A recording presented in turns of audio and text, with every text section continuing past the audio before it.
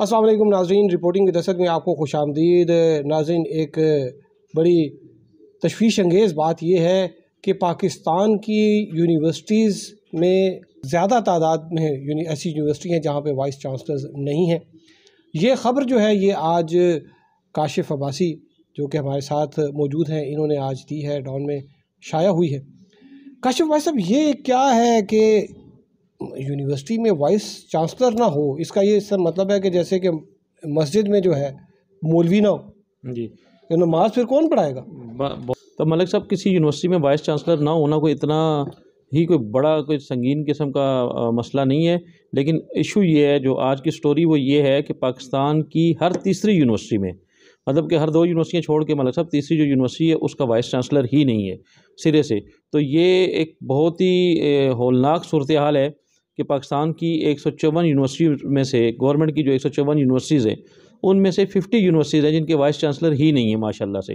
वो यूनिवर्सिटियाँ इसी तरीके से चल रही हैं, कोई एक्टिंग चार्ज किसी को दिया हुआ, किसी को 2-2 चार्ज दिए हुए। तो वो जो नहीं कहते, वो ढंग टपाऊ पॉलिसी जो है, जी जी जी। तो वो उस तरीके से यूनिवर्सिटियाँ चलाई जा रही हैं और हमारी जो हायर एजुकेशन है वो ज़बू हाली का शिकार है। और आपको पता है कि ये वो मुल्क है जिसमें बच्चे तो आप उनको नहीं कहेंगे, स्कॉलर्स जो हैं वो पीएचडी करके, तो आपने देखा होगा कि अक्सर वो रोडों पे मुजाहरे कर रहे होते हैं कि मुझे नौकरी दो, हमें नौकरी दो, हमें नौकरी दो। तो क्वालिटी ऑफ एजुकेशन तो ये मुल्क ये प्रोवाइड कर रहा है कि पीएचडी, मतलब सब दुनिया में जब लोग पीएचडी करते हैं तो वो लाखों हज़ारों लोगों को नौकरियां वो बंदा पीएचडी वाला स्कॉलर देता है, उसकी इतनी मतलब उसकी काबिलियत होती है। तो यहाँ तो पाकिस्तान में अक्सर आपने भी कवर किया, हमने भी कवर किया कि पीएचडी करने के बाद लोग मुजाहरे कर रहे होते हैं कि हमें नौकरी दें जी, हमें नौकरी दें। तो ये नौकरी कर रहा कहता जी मुझे अलाउंस दे दें, मुझे अलाउंस दे दे। PhD तो ये तो हालत है। लेकिन अब आप खुद हिसाब लगाएं कि 50 यूनिवर्सिटीज़ 154 में से पाकिस्तान में वो हैं जिनमें वाइस चांसलर सिरे से है ही नहीं। इस वक्त वो एक्टिंग वाइस चांसलर जो है, किसी को ना किसी को 4 दिया हुआ तो वो चला रहे हैं यूनिवर्सिटीज़। तो ये एक बड़ा इशू है। सेटअप जो है वो जी जी जी, केयर टेकर सेटअप ही चल रहा है जी, जिस तरीके से हर टेकर जी इंटरम सेटअप चल रहा है। केयर टेकर अच्छा, मैं आपको एक और बात भी बताऊं कि ये जो मामला है ये पूरे पाकिस्तान का है। अच्छा, उसमें केयर टेकर सेटअप का ही बड़ा मसला है, उसकी मैं वजह आपको बताऊं। अब सबसे ज़्यादा यूनिवर्सिटीज़ जो हैं, जो हेडलेस यूनिवर्सिटीज़ हैं, जिनके हेड नहीं है, रेगुलर हेड नहीं है, वो पंजाब की हैं। अच्छा, पंजाब में जहाँ तो बहुत सारे इशू, बहुत सारी यूनिवर्सिटी में ये कि लिटिगेशन है कि मतलब वो लोग गए हुए हैं कोर्ट्स में मुख्तलिफ। एक तो लिटिगेशन, और दूसरा ये है कि इंटरम गवर्नमेंट की वजह से भी बहुत सारे यूनिवर्सिटीज़ में ये है, क्योंकि इंटरम ये जो गवर्नमेंट्स हैं, प्रोविंशियल गवर्नमेंट्स हैं, 18वीं तरमीम के बाद जो प्रोविंशियल जितनी भी यूनिवर्सिटीज़ हैं आपकी, उनके वाइस चांसलर को अपॉइंट करने का जो इख्तियार है वो प्रोविंशियल गवर्नमेंट्स को है। तो प्रोविंशियल गवर्नमेंट बनाती है आपका एक सर्च कमेटी और उसके बाद वो अपॉइंट करती है। तो पंजाब में तो सबसे ज़्यादा मसला है, और उसमें ये इंटरम का भी एक मसला है, यकीनी तौर पर होगा भी। और इसी तरीके से पंजाब के बाद केपी दूसरे नंबर पर है, जिसमें यूनिवर्सिटीज़ के हेड नहीं है। अब जो इस्लामाबाद की यूनिवर्सिटीज़ हैं, इस्लामाबाद की जो यूनिवर्सिटीज़ हैं, ये फेडरल चार्टर्ड यूनिवर्सिटीज़ होती हैं, तो इनकी जो अपॉइंटिंग अथॉरिटी है वो president of Pakistan being chancellor करते हैं। लेकिन ये ज़्यादा मसला पंजाब और केपी में है। तो ये बड़ी हौलनाक सूरत हाल है। तो उसी को हमने रिपोर्ट भी किया, और उस पर आपने देखा कि लोगों ने कितना उस पर रिएक्शन शो किया, और बड़े कंसर्न का हर आदमी वो इस पर इज़हार कर रहा है। इसके ख्याल में क्या देखते हैं कि इसका जो जिम्मेदारी है ये कब से और ये कितने अरसे से ये पोजीशन ये मतलब सब मुख्तलिफ औकात में, ये कि आप एग्जैक्ट डेट का नहीं, ये वक्फे से खाली होती गई और करते करते पाइल अप होती गई। इसमें तो वो भी यूनिवर्सिटीज़ हैं जो दिसंबर में जिनके वीसीज रिटायर हुए, जिनका टेन्योर पूरा हुआ, तो ये तो पिछले अरसे से। लेकिन इस वक्त मौजूदा जो सूरत हाल है, 50 के करीब जो यूनिवर्सिटीज़ हैं जिनके वाइस चांसलर नहीं है।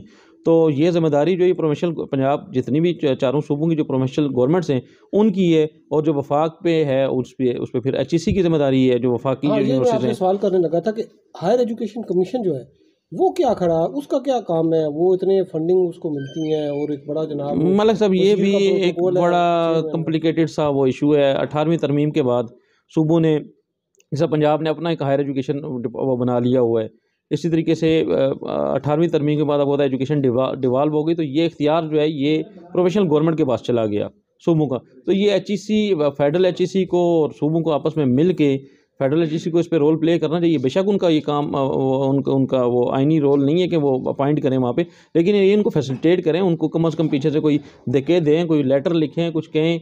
और वो कह रहे हैं जी हमने तो लेटर भी लिखा है, हमने उनकी हेल्प भी की है। तो ये बहुत सारे मसाइल हैं मलिक साहब जो इस वक्त पाकिस्तान की जो हायर एजुकेशन सेक्टर जो है वो फेस कर रहा है। तो ये तो एक बड़ा लम्हा फ़िक्रिया है। अच्छा भाई साहब, आपने एक जो बच्चों के हवाले से एक स्टोरी भी की थी कि वो मेरे ख्याल में आप आउट ऑफ स्कूल चिल्ड्रन, जी बिल्कुल, वो रिसेंटली जो मैंने लिखा था, वो बड़ा चर्चा हुआ था। मलिक साहब वो चर्चा कैसे, चर्चा किया बल्कि आप समझ लें कि बड़ा उस पर मातम हुआ था, बड़ा अफसोस है, उसमें चर्चा नहीं, उसमें तो एक मातम की सूरत हाल है। पाकिस्तान में मलिक साहब 2 करोड़ 30 लाख से 2 करोड़ 80 लाख, अब आप ये कहेंगे 2 करोड़ से 30 और 80 क्यों कह रहा हूँ मैं, 80 लाख बच्चा जो है जो स्कूल से बाहर है, वो आउट ऑफ स्कूल चिल्ड्रन है।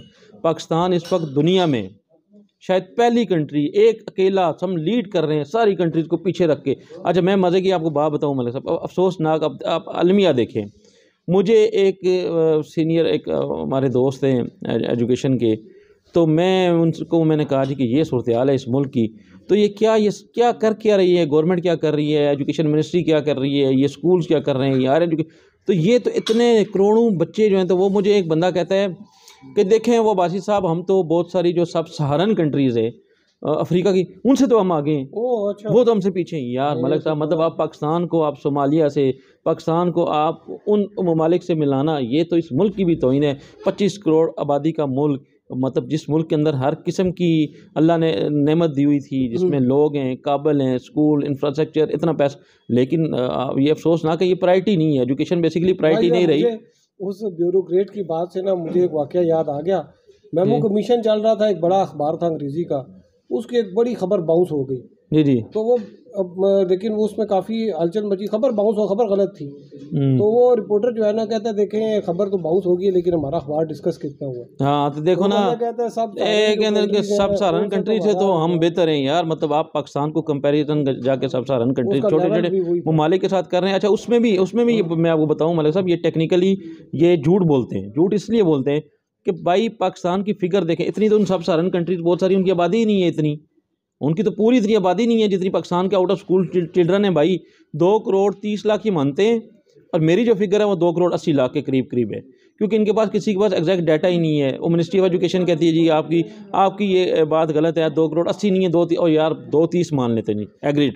तो मलिक साहब 2 करोड़ 30 लाख किसी मुल्क के बच्चे स्कूल से बाहर हों, तो क्या ये जो हमारे हुक्मरान हैं, ये मिनिस्ट्रियाँ हैं, ये स्कूल, ये सारा क्राइसिस एक इनको बंद नहीं कर देना चाहिए कि भाई आप कर क्या रहे हैं? ये इनकी परफॉर्मेंस है, इस बात की तनख्वाहें लेते हैं, इस बात की इमारत लेते हैं, इस बात की ये दौरे करते हैं, ये खून निचोड़ के इस कौम का जो टैक्स लोगों का इकट्ठा करके, इनडायरेक्ट टैक्सेशन मलिक साहब आपको पता है इतनी है कि माचिस की डब्बी पे भी गवर्नमेंट पैसे लेती यार। पेट्रोल इतना महंगा बेच के हम लोगों को, तो जो पैसे जो एजुकेशन सेक्टर में जाते हैं वो पैसा कहाँ लगता है भाई साहब? ये मुझे बताएं कि एजुकेशन सेक्टर का बजट कितना है?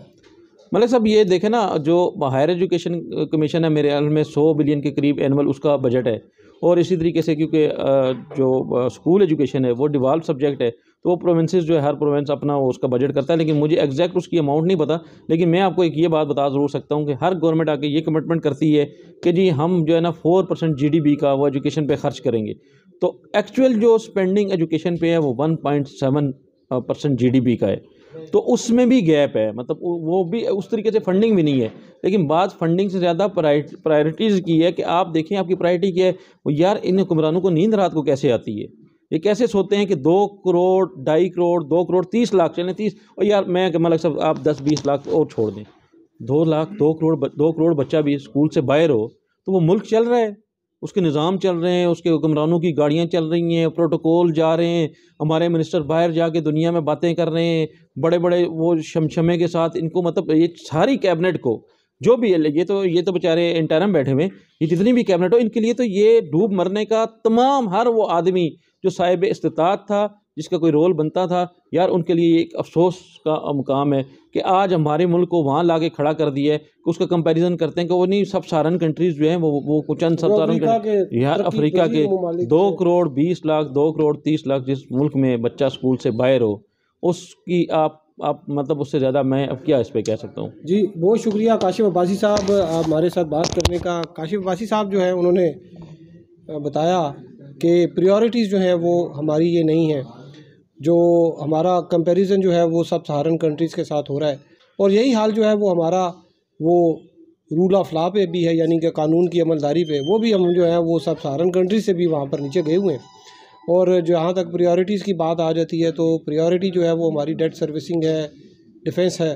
उसके बाद जो बचा कुचा होता है वो बाकी वजारतों में, बाकी चीज़ों पे, बाकी शोबों में जो है वो खर्च होता है। तो बहरहाल आपको इस हवाले से अपडेट करते रहेंगे। अब तक के लिए इतने हमारे साथ रहने का शुक्रिया। अल्लाह हाफ़िज़।